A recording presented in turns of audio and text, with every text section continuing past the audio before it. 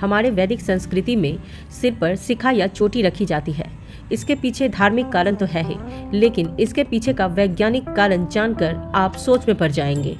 सनातन धर्म में चोटी रखने की प्रथा तो ऋषि मुनि के समय से ही चली आ रही है और इसका पालन आज भी हमारे हिंदू संस्कृति में किया जा रहा है। चोटी रखने को लेकर के विज्ञान ने अपनी सकारात्मक पक्ष भी दिया है। आइए जानते हैं कि हिंदू धर्म में चोटी को इतनी अनिवार्य और महत्वता क्यों दी गई है।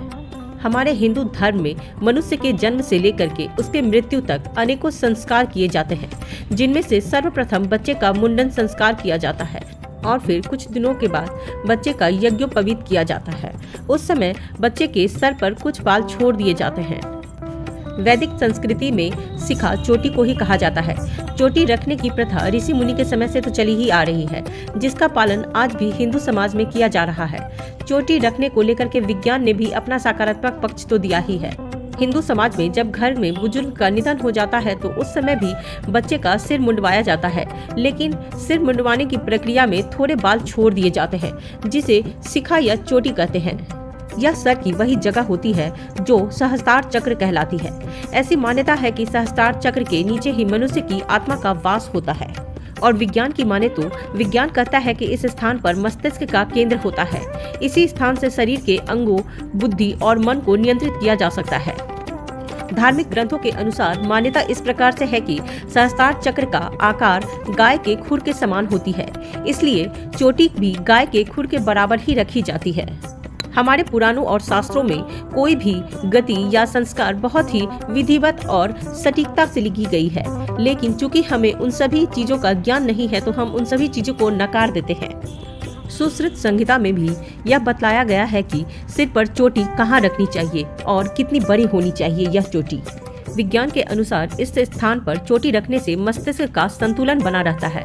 शिखा रखने से इस सहस्त्रार चक्र को जागृत करने की और शरीर, बुद्धि और मन पर नियंत्रण भी आसानी से प्राप्त होता है।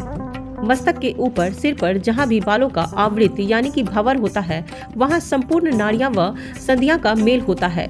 इस स्थान को अधिपति मर्म कहा जाता है। इस स्थान पर चोट लगने से मनुष्य की तत्काल मौत भी हो जाती है।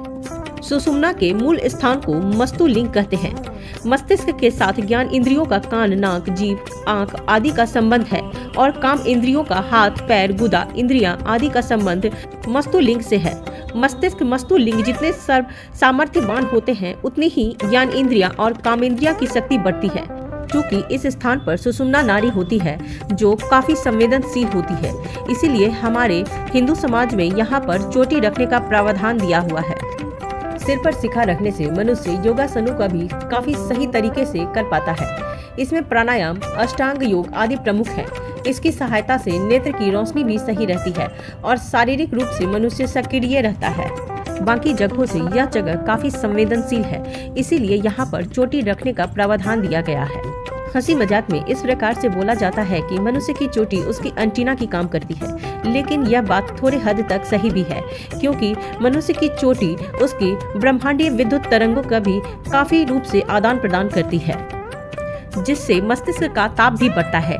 लेकिन वैज्ञानिक तौर पर मस्तिष्क को ताप के नियंत्रण करने के लिए यह जगह पर चोटी रहना काफी लाभदायक है और चोटी का दबाव होने से रक्त का प्रवाह रहता है और इसका सीधा लाभ मस्तिष्क के साथ होता है।